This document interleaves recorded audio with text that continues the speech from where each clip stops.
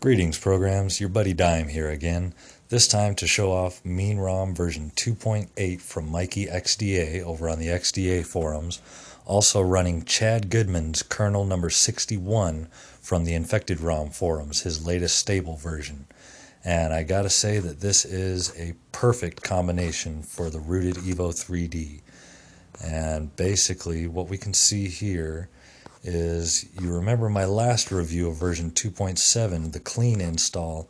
Well, this is MeanROM Dime style. As you can see here, I have no dock bar on the bottom, just a straight 4x6 home screen to make good use of the Evo 3D's 16:9 aspect ratio. And we've got ADW Launcher EX running here with the 4D app drawer, swipeable categories. And you'll notice here I have Super SU and not Super User.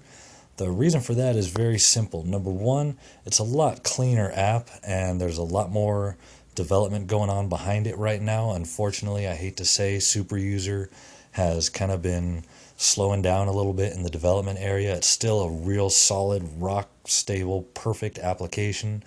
Just Super SU from Chainfire gives me a little bit more options that I kind of like, especially this enable super user here.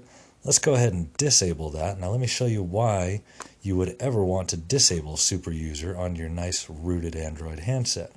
Let's say you want to watch a movie on Flickster. Well, as we all know well and good, if you're rooted, you can't watch your downloaded or streamed movies on Flickster through Ultraviolet. But by disabling it through the Super SU app, you'll see that it loads up without a problem. Well, give me a second here. There we go. And we'll just let it go in just a second so you can see that it does actually load up and play. But we won't let any copyrighted images or audio get on. Okay, everybody's seen those. Alright, so we know it does play. But now let's go back in here and let's go ahead and re-enable Super User. And I'll show you once again. This time Flickster gives you the standard response, which is a big fat middle finger of the video not playing. It'll initialize and then do nothing. Initialize and then do nothing. So we now have a way around that with Super SU. And as you can see here, I'll show you in the About phone, again, we're running MeanROM version 2.8 from Mikey XDA and Chad Goodman's Sense and AOSP kernel version 61, his latest stable version from the Infected ROM forums. And some of the other tweaks that I've done to my system, I've moved pretty much anything that is a widget or one of these little notifications that I have constantly running. I've made that into a system application. I'll show you here through Titanium Backup, and you can see I've got my root access back. I can disable it and enable it at will. But anything in red that you see here is a system application. So I'm just going to kind of slowly scroll through here so you can get an idea. Number one, what all programs your buddy Dime here has installed on his beloved Evo 3D. And number two, which of those programs I have moved over to make system apps. And actually, while I got you here, let's go ahead and get rid of car panel since I never use that darn thing. Bye-bye. Moving on, you can see that a lot of the things we've moved over as system applications. And just scrolling on down here. Now I think, yes, I did take out the email application. Or no, HTC names it mail. Let's see if that got put back in here from the 2.8 flash. And you can see I've got the HTC Sense desktop frozen. Now a little side note on that, when I did flash to 2.8, again you can see up there that I had ADW EX as a system app. Well, unfortunately, when you flash the ROM, it wipes out anything that wasn't already in system in the ROM itself, including my ADW EX.